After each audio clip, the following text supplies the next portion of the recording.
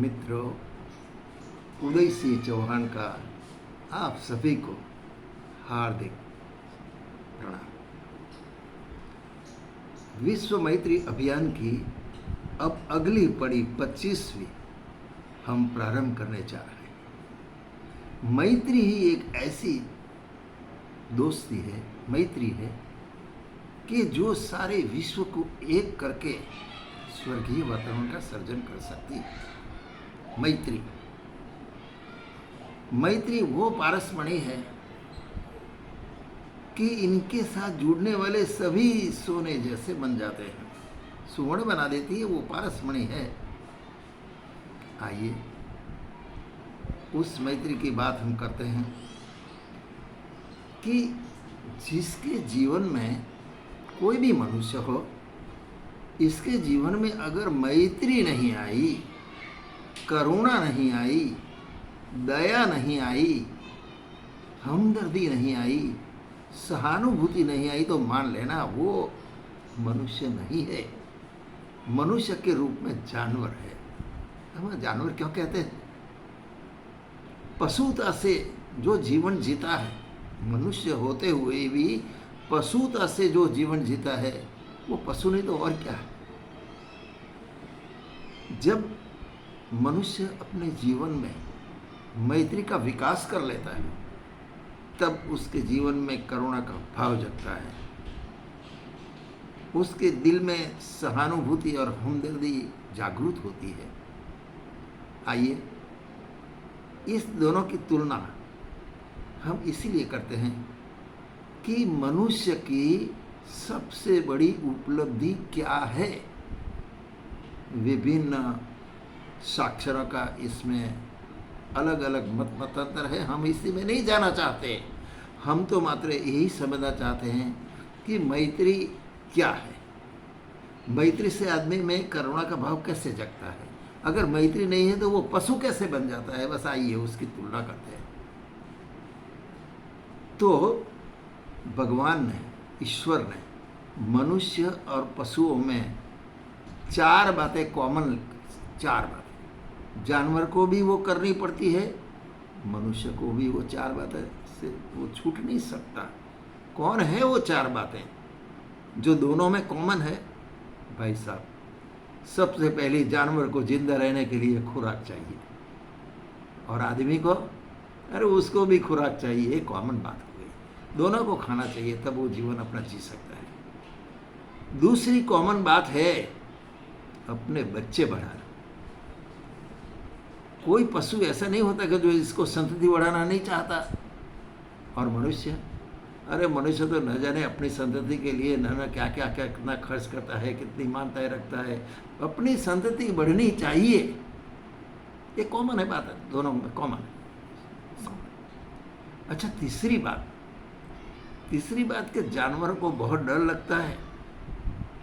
सांप अगर निकला है और हाथ से आप ताली बजाएंगे, आवाज लगाएंगे, वो भाग जाएगा।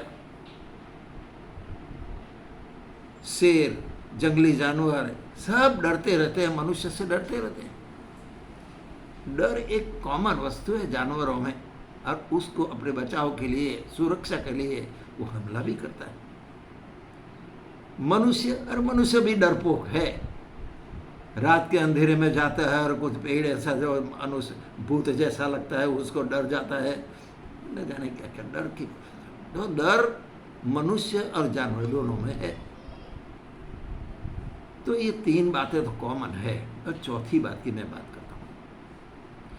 चौथी जो कॉमन बात है वो है लड़ना। हाँ, युयुत्सा कहते हैं उसको संस्कृत में। लड़ने झगड़ने की बात जानवरों में ज़्यादा है। कुछ उसको बांटना नहीं है, न कोई राज लेना है, न कोई मिलकत किसी से संपत्ति लूटनी है। फिर भी अब जंगलों में देखो, जानवर लड़ते रहते हैं एक दूसरे के साथ।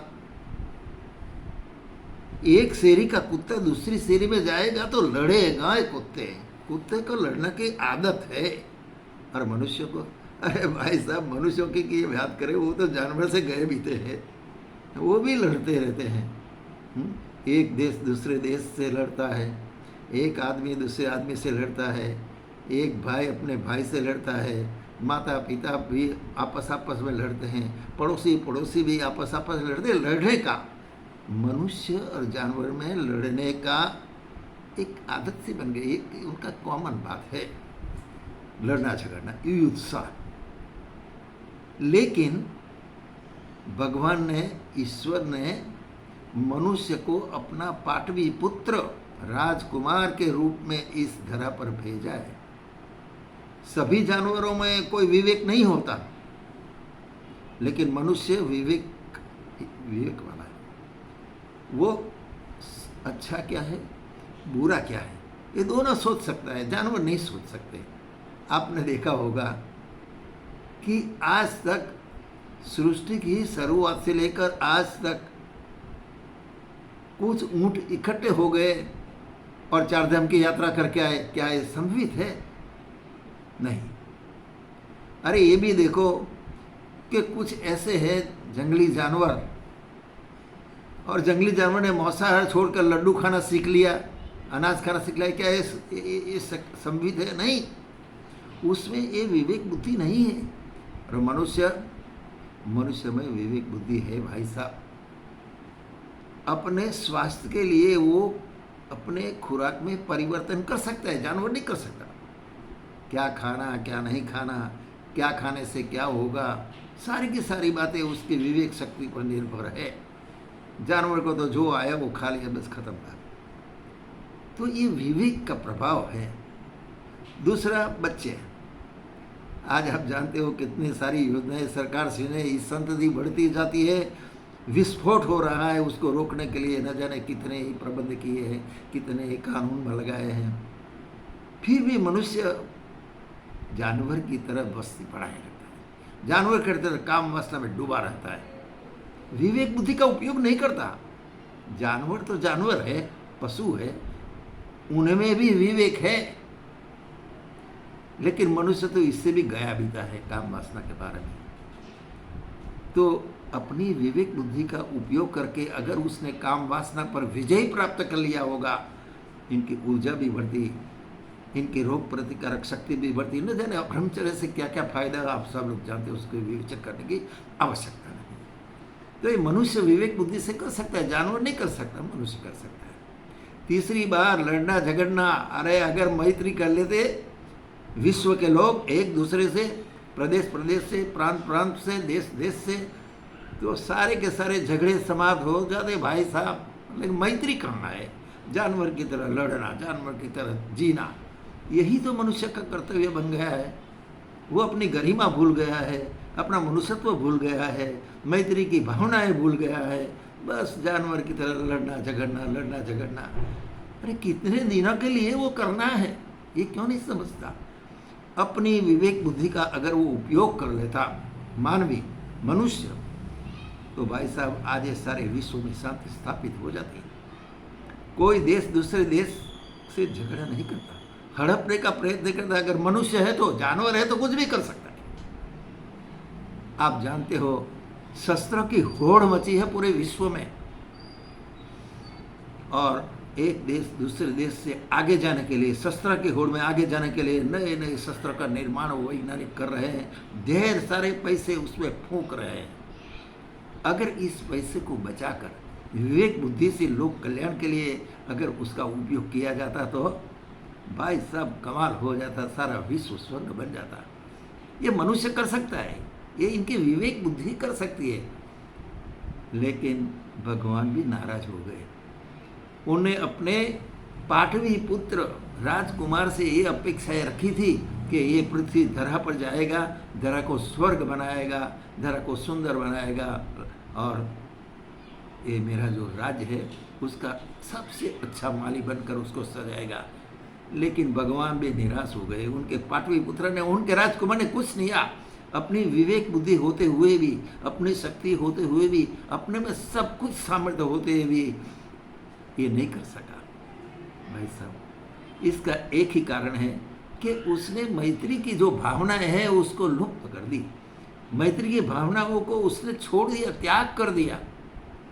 आइए हम जहाँ भूले भटके और घूम रहे हैं वहाँ से अगर वापस लौट जाए तो हम भूले हुए नहीं कहांगे।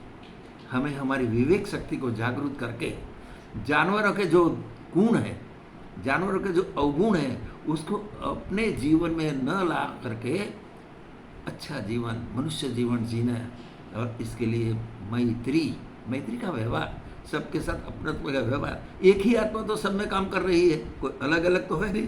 क्यों हम अलग हो जाए, क्यों हम लड़े, क्यों हम हमारी वस्ती विस्फोट करके पूरे विश्व को नुकसान में उतारे, क्यों दूसरे की संपत्ति हड़पे।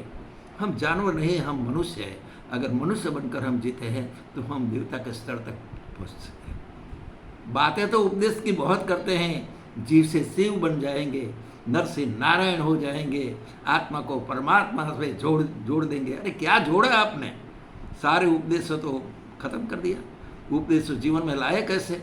अगर ये नहीं ला सकते तो फिर हम मनुष्य कहलाने के लायक नहीं है भाई साहब। अगर आप कहते हैं हम मनुष्य है, हम इंसान है, तो इंसानियत से जियो, मैत्री से जियो, एक दूसरे के साथ लेकर अपने सुख दुख बांट कर चलो आगे, तब जाके आप इंसान कहलाओगे। पशु साथ से दूर रहोगे और सारे विश्व में शांति स्थापित हो जाएगी भाई साहब।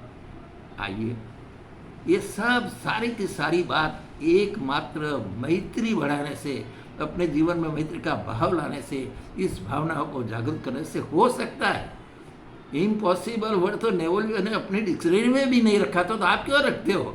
आप तो नेपोलियन से भी बढ़कर हो, इस पूरी धरा के राजकुमार हो। आइए, पशुता को त्यागे, मानवता को जगाए और आगे बढ़े मैत्री के साथ। ये विश्व मित्र अभियान का आपको संदेश है। हम चाहते हैं आप इस संदेश को अपने जीवन में लाकर सारे विश्व को एक बनाने में सहयोगी बनेंगे।